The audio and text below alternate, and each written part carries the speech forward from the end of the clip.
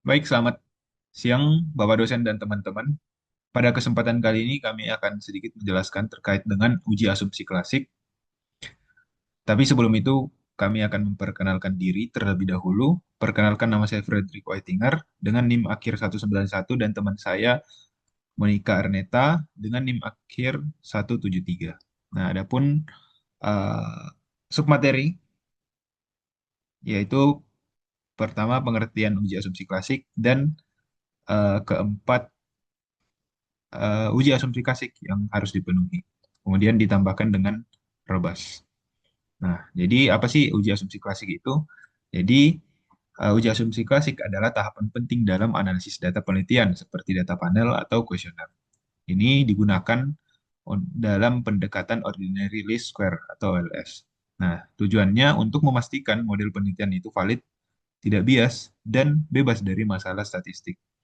Jadi, uji ini juga berfungsi untuk mengetahui apakah model regresi yang digunakan itu benar-benar menunjukkan hubungan yang signifikan dan representatif.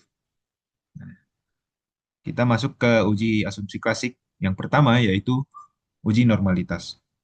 Nah, uji normalitas ini adalah pengujian untuk mengetahui apakah residual itu terdistribusi secara normal atau tidak. Nah, di sini sebenarnya ada tiga uji uji normalitas, tapi di sini kita menggunakan uji Shapiro-Wilk. Nah, jadi pertama kita run dulu predik res untuk melihat eh,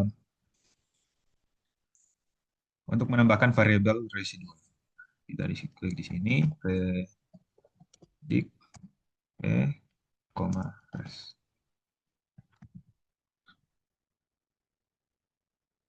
Enter.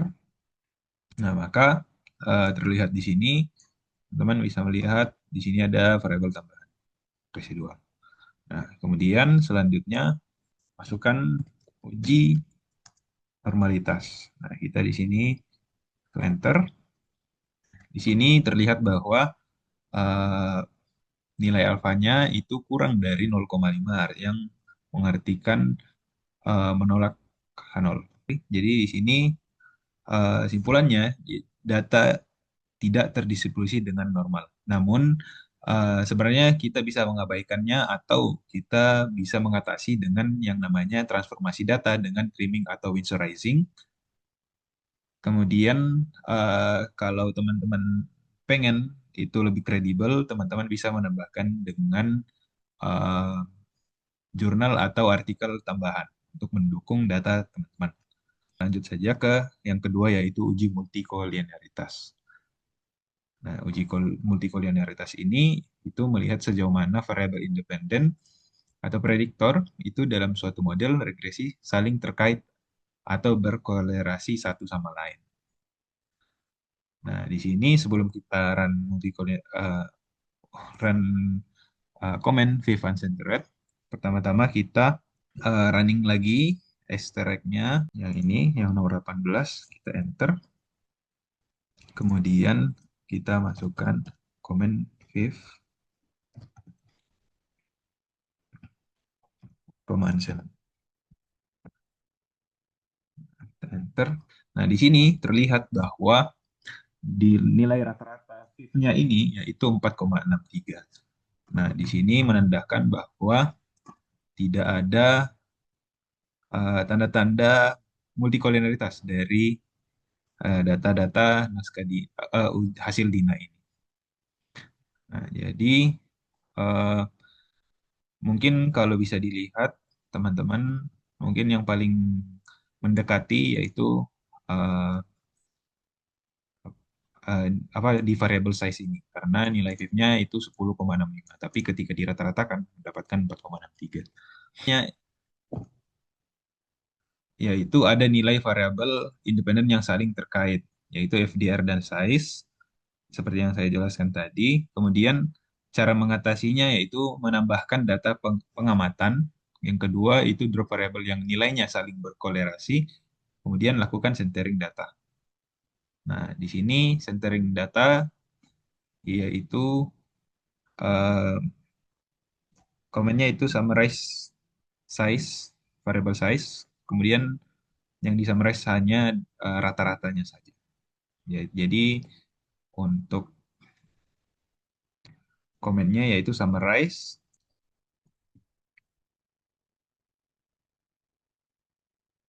Kalau kita cek lagi, oke benar, enter, maka eh, di programnya ini akan otomatis eh, menghasilkan min only. Cuman dia tidak memperlihatkannya di window. Kemudian, nah untuk memunculkan apa summarize min only-nya ini kita masukkan komen generate size underscore c, kemudian menghasil kita ubah menjadi size garis r dalam kurung min. Nah, maka menghasilkan variabel ini size underscore c. Kita uji lagi, uji extract lagi, tapi kita ganti extract, kita ganti sg lv,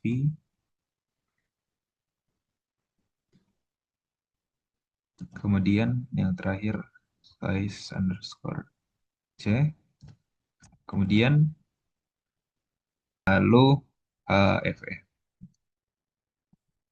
Enter kita coba. Nah, jadi di sini sudah kita uji lagi dengan menggunakan data baru, yaitu size underscore c. Kemudian kita uji lagi, uji multikolonialitas. Gunakan yang nomor 22 ini, kemudian kita enter lagi. Nah, di sini menghasilkan rata-rata VIF yang terbaru. Di sini kita bisa lihat bahwa size underscore C tadi yang sudah melebihi 10 itu sekarang sudah menjadi 1,04. Nah, di sini kita melihat eh, nilai rata-rata VIF-nya semakin jauh dari angka 10. Sehingga tidak ada tanda-tanda multikolinialitas. Nah, kemudian lanjut ke uji autokorelasi yang akan dijelaskan oleh rekan saya. Oke, baik. Kita lanjutkan ke uji autokorelasi. Jadi pertama-tama uji autokorelasi itu apa sih? Jadi uji autokorelasi itu pengujian untuk mengetahui apakah terdapat korelasi atau hubungan antara kesalahan residual pada suatu periode dengan kesalahan pada periode sebelumnya di dalam regresi, terutama pada data runtun waktu atau time series. Nah, jika terdapat hubungan, maka bisa dikatakan dia eh, terjadi autokorelasi. Nah, karena kita FE, maka komennya adalah xt serial underscore nama variabelnya. Jadi xt serial tadi itu diganti dengan size yang baru dibuat. Ya, lalu kita enter.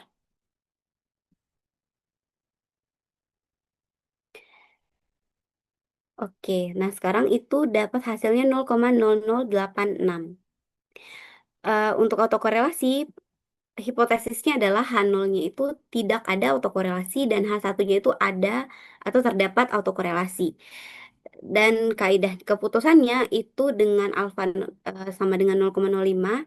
Jadi jika p-value-nya itu dia kurang dari 0,05, maka dia tolak H0-nya sehingga dia terdapat autokorelasi.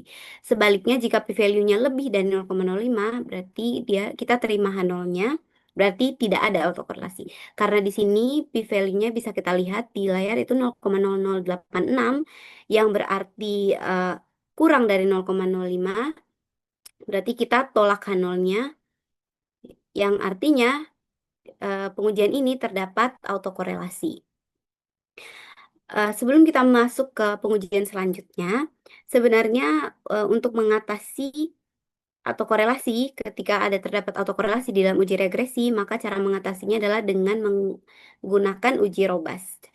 Jadi uji robust ini adalah satu metode yang digunakan untuk memastikan hasil estimasinya itu estimasi regresi tetap valid dan tidak bias meskipun terjadi pelanggaran asumsi entah itu autokorelasi atau eh, homoskedastisitas. Jadi kalau misalnya hasilnya itu terdapat autokorelasi dan heteroskedastisitas, jadi kita harus menggunakan uji Robas ini supaya tetap valid dan tidak bias. Caranya adalah dengan eksterek, tapi di bagian FE-nya itu ditambahkan spasi FE spasi RO. Ya, lalu kita run datanya. Sekarang sudah setelah diuji roba seperti itu, uji roba seperti itu saja, jadi datanya bisa tetap bias dan valid. Kita lanjutkan ke uji yang terakhir yaitu uji heteroskedastisitas. Jadi heteroskedastisitas ini adalah untuk melihat apakah terdapat ketidaksamaan varians dari residual satu pengamatan ke pengamatan yang lain. Langsung aja kalau uji heteroskedastisitas ini kita menggunakan komen yang namanya XT-test. Tapi teman-teman, sebelum kita mulai ke XT-test, kita harus install dulu si XT-test ini. Jadi cara untuk menginstalnya itu dengan komen ssc install XT-test 3. Kalau sudah, kita boleh run.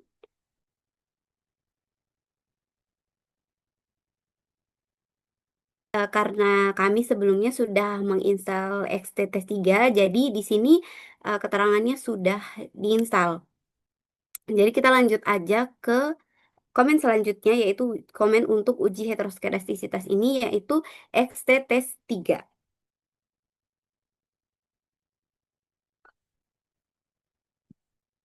Ya, boleh langsung di run. Dapat hasil itu p-value-nya 0,000 ya. Nah, hipotesisnya sama seperti uji autokorelasi sebelumnya. Jadi H0 itu terjadi tidak terjadi heteroskedastisitas dan H1 itu terjadi heteroskedastisitas. Nah, jika p-value-nya itu kurang dari 0,05 berarti kita tolak H0-nya. Berarti ada heteroskedastisitas dan sebaliknya.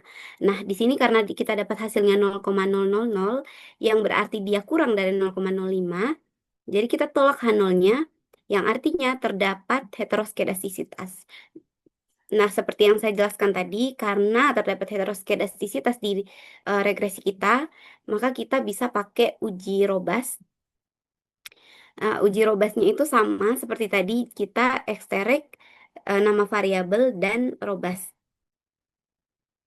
Kita run sum ya.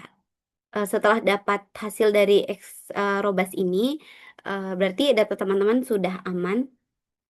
Oke, baik itu saja penjelasan dari kelompok eh, kami tentang materi uji asumsi klasik. Uji heteroskedastisitas adalah yang terakhir. Jadi, atas perhatiannya diucapkan terima kasih dan selamat siang.